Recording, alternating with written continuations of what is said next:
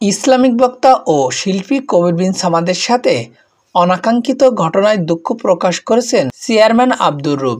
আজ বেলা 2টার দিকে আলহাজ মোহাম্মদ আব্দুর রব নামে তার নিজস্ব ফেসবুক আইডি থেকে একটি স্ট্যাটাস দিয়ে দুঃখ প্রকাশ করা হয়েছে। সেই স্ট্যাটাসটি হুবহু আপনাদের মাঝে তুলে ধরা হলো।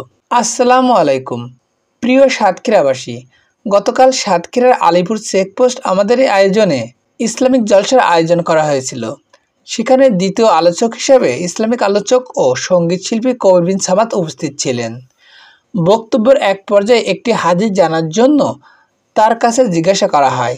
তিনি সরাসরি উত্তর না দিয়ে অন্যভাবে বোঝাতে যে আমাকে হেয়যুক্ত শব্দ ব্যবহার করায় আমি তাৎক্ষণিক ধৈর্যচ্যুত হই এবং হুজুরকে বিভিন্ন ভাষায় কথা বলি, যেটা নিজের কাছেও খারাপ লাগছে। অনাকাঙ্ক্ষিত এই ঘটনার জন্য আমি আন্তরিকভাবে দুঃখ প্রকাশ করছি। আলহাজ মোহাম্মদ আব্দুর রব, চেয়ারম্যান, 7 নম্বর আলিপুর ইউনিয়ন পরিষদ, সাতক্ষীরা সদর, সাতক্ষীরা।